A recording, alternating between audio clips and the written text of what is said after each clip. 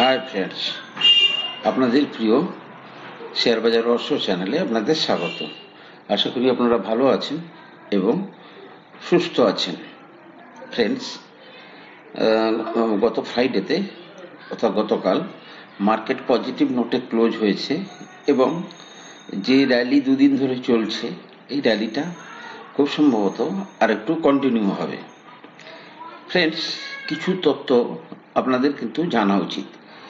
এই বছরটা অর্থাৎ 2024 এটা কিন্তু সারা বিশ্ব জুড়ে ইলেকশন ইয়ার। নট অনলি ইন্ডিয়ার ইলেকশন হবে, তাছাড়াও ইউএস ইলেকশন আছে, এছাড়াও অনেক ইউরোপিয়ান কান্ট্রিতেও কিন্তু ইলেকশন আছে। এবং ইলেকশনের আগে কিন্তু ইন জেনারেলি গভর্নমেন্ট চেষ্টা করে মার্কেটকে উজ্জীবিত রাখতে, এবং এক্ষেত্রে আমাদের কাছে যেটা অত্যন্ত সুস্পষ্টভাবে দেখা যাচ্ছে যে ইন্টারেস্ট রেট কাট করলেই কিন্তু মার্কেট একটা বড় উজ্জীবিত অটোমেটিক্যালি হয়ে যাবে। দ্বিতীয়ত হচ্ছে ফ্রেন্ডস, ইন্ডিয়ার যে GST collection month on month দেখা যাচ্ছে প্রায় 1,72,000 কোটি টাকা প্রতি মাসে, অর্থাৎ 1,72,000 গুণিতক 12 করলে যা হয় তত কিন্তু ইন্ডিয়ার জিএসটি কালেকশন হচ্ছে, এবং ইয়ার অন ইয়ার 10.4% হারে বাড়ছে। এবং এই কালেকশন বেশি হওয়ার কারণে কি হবে না, গভর্নমেন্টের রোজগার বাড়লে গভর্নমেন্ট বেশি খরচ করবে। ঠিক আছে, খরচ কোথায় করবে? সে তার ডিফেন্স বাজেটে খরচ করবে, সে তার রেল বাজেটে খরচ করবে, সে তার ইনফ্রাস্ট্রাকচার বাজেটে খরচ করবে। নেক্সট হচ্ছে ইন্ডিয়ার ডাইরেক্ট ট্যাক্স কালেকশন। প্রতি বছর যে tax collection, direct tax collection, সেটাও প্রায় 18.9 লাখ ক্রোড়, এবং এক্ষেত্রেও কিন্তু ইয়ার অন ইয়ার প্রায় 20% হারে গ্রো করছে। মানে সরকারের রোজগারের একটা বিরাট বড় জায়গা কিন্তু তৈরি হচ্ছে। সেই ইন্ডিয়ার ডাইরেক্ট ট্যাক্স কালেকশন হোক, জিএসটি কালেকশন হোক, এই ধরনের সরকারের ইনকাম বৃদ্ধি অর্থাৎ গভর্নমেন্টের স্পেন্ডিং কিন্তু ব্যাপক আকারে ইনক্রিজ করবে, এবং গভর্নমেন্ট যত খরচ করবে সেই পয়সা কিন্তু পাবলিকদের হাতে আসবে।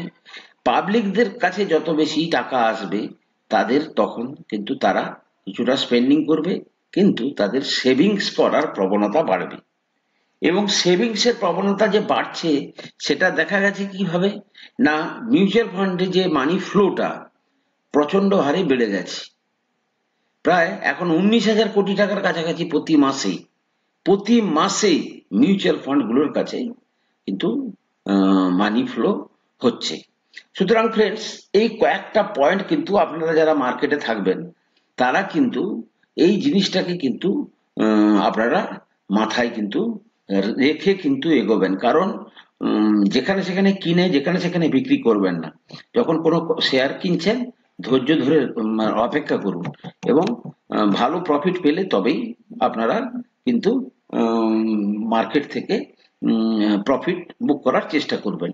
এবং এই টাইমটাতে বহু শেয়ারকে কিনে কিন্তু লাইফ লং রেখে দেওয়া যায়।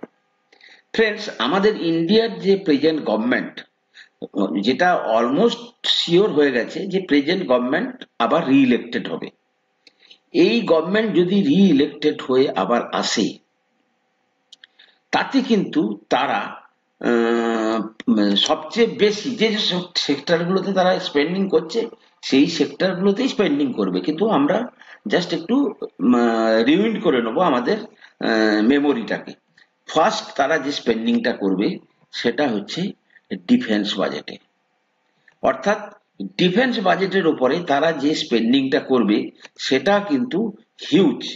এবং সবচেয়ে বড় জিনিস হচ্ছে কি, ডিফেন্স বাজেটের স্পেন্ডিং এর মধ্যে একটা বড় অংশ ফ্রেন্ডস আমরা কিন্তু আগে ইউএস, ইসরায়েল এবং বিশেষ করে রাশিয়া থেকে কিন্তু আমরা এক্সপোর্ট করতাম।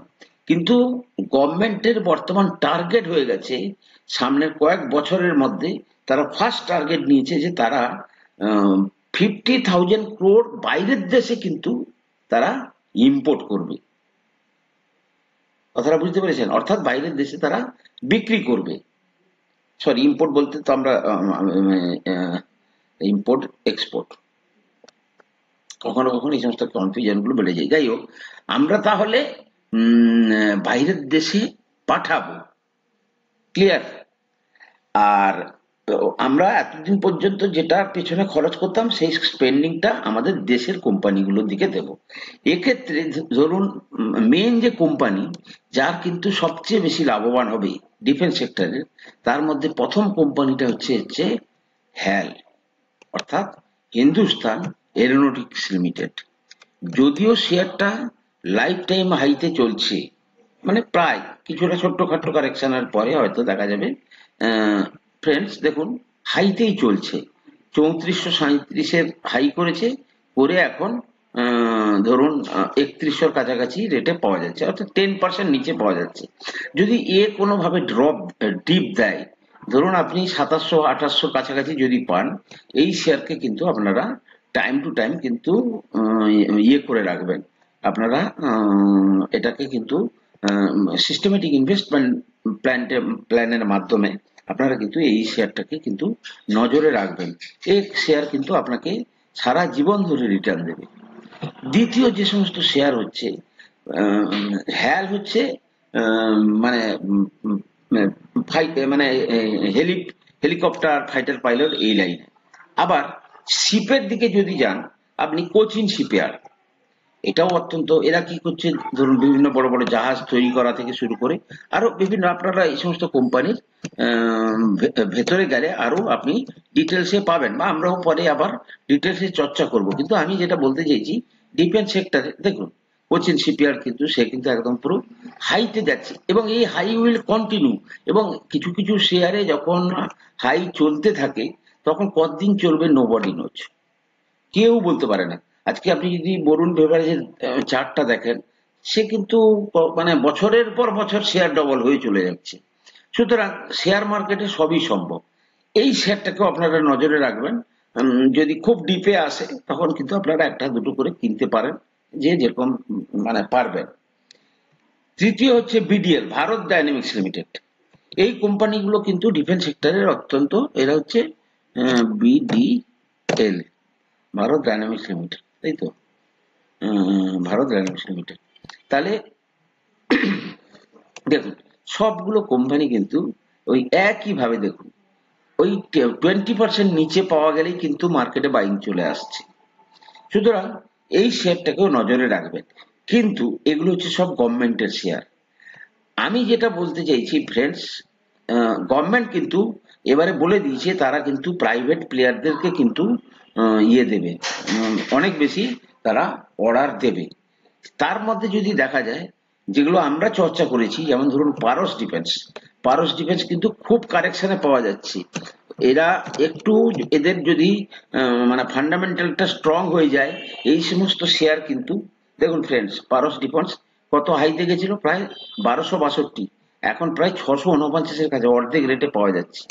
এই শেয়ারটার দিকে কিন্তু আপনারা নজর রাখবেন, এই শেয়ারটাও কিন্তু ভালো রিটার্ন দিতে পারে। এমটার টেকনোলজি, এই কোম্পানি কিন্তু তার ম্যানেজমেন্ট গাইডলাইন্সে বলেছে যে লং টার্ম হরাইজনে এরা কিন্তু 27-28% সিএজিআর এর হারে গ্রো করবে, অর্থাৎ বছর বাই বছর। কিন্তু গত কোয়ার্টারে রেজাল্ট খারাপ এসছে, 1704-এর কাছাকাছি পাওয়া যাচ্ছে, এবং এটা কিন্তু একটা বাইং জোন। এই সমস্ত জায়গায় কিনে রাখলে ফ্রেন্ডস, এই সমস্ত শেয়ার কিন্তু আপনাদের দারুণ হারে রিটার্ন দেবে বলে আমার মনে হয়। আরো একটা শেয়ার যেমন ধরুন ডেটা প্যাটার্ন, এই সমস্ত শেয়ারগুলো নিয়ে আমি আগেও চর্চা করেছি, কিন্তু তাও আপনারা এই শেয়ারগুলোকে নিয়ে স্টাডি করবেন, এবং এই সুযোগ কিন্তু আপনারা হাতছাড়া করবেন না। এই শেয়ারটা কিন্তু হঠাৎ করে 3100 অব্দি চলে গেছিল এই মাসের মধ্যেই, সেখান থেকে এখন আবার নিচেও চলে এসেছিল 2100-র কাছাকাছি। এই শেয়ারটাকে কিন্তু আপনারা ছোট্ট ছোট্ট করে কিনুন, এই শেয়ারের মধ্যেও কিন্তু খুব সম্ভাবনা থাকবে। ফ্রেন্ডস আরো স্টাডি করে আপনারা ডিফেন্স সেক্টরে যে সমস্ত ভালো ভালো কোম্পানি আছে সেগুলোতে নজর রাখুন। এরা কিন্তু আপনাদেরকে মানে যতদিন ইন্ডিয়ার অস্তিত্ব আছে ততদিন কিন্তু এই শেয়ারগুলো আপনাদেরকে খুব ভালো রিটার্ন দিতে পারে। ফ্রেন্ডস আমি কোনো সেবি রেজিস্টার্ড অ্যানালিস্ট নই। আপনারা শেয়ার কেনা বা বিক্রির আগে আপনাদের ফাইন্যান্সিয়াল অ্যাডভাইজারের পরামর্শ নিয়ে তবেই কিন্তু কোনো শেয়ারে কেনা বা বিক্রির সিদ্ধান্ত নেবেন। ফ্রেন্ডস চ্যানেলটাকে লাইক করবেন, শেয়ার করবেন, কমেন্ট করুন, তাহলে বুঝতে পারবো আপনারা কতটা বুঝতে পারছেন। ভালো থাকুন, সুস্থ থাকুন, কথা হবে পরের এপিসোডে।